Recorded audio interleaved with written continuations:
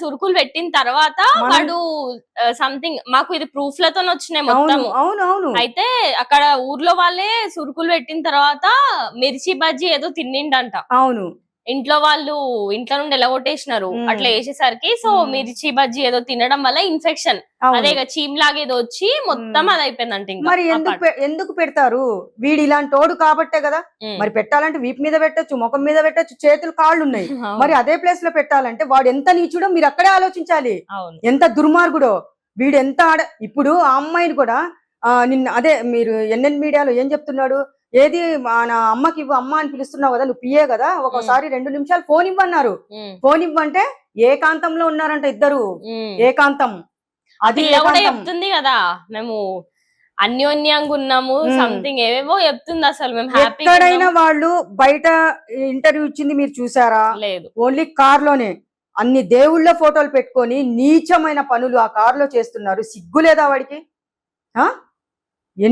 ఆ కార్లో ఎన్ని దేవుళ్ళ ఫోటోలు, అమ్మవారు దేవుళ్ళ ఫోటోలు ఉన్నాయి, పక్కనే బీర్ బాటిల్స్ ఉన్నాయి. నాన్ వెజ్ తింటాడు. నాన్ వెజ్ కాదు, ఇంకా గంజాయి మత్తు పదార్థాలు వాడతాడంట. వాడు మాట్లాడినప్పుడు వాడి మాటల్లో తేడా గమనించండి మీరు.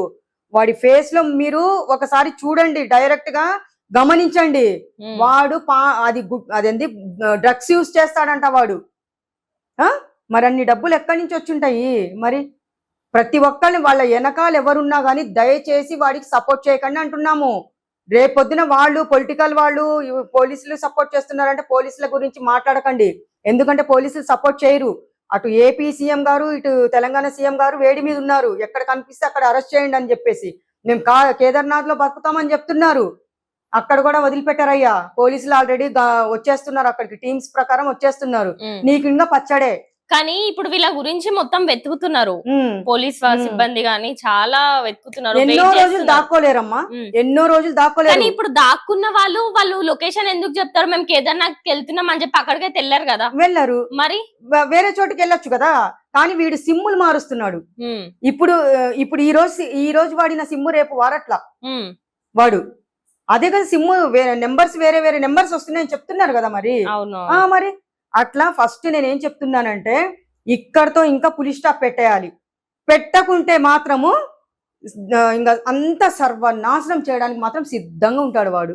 ఇక్కడికే ఇప్పుడు ఆ ప్రభాస్ ఇంటి పక్కన 10 కోట్ల ఇల్లు అంట, కొంచెం చూడండి అంటున్నా నేను.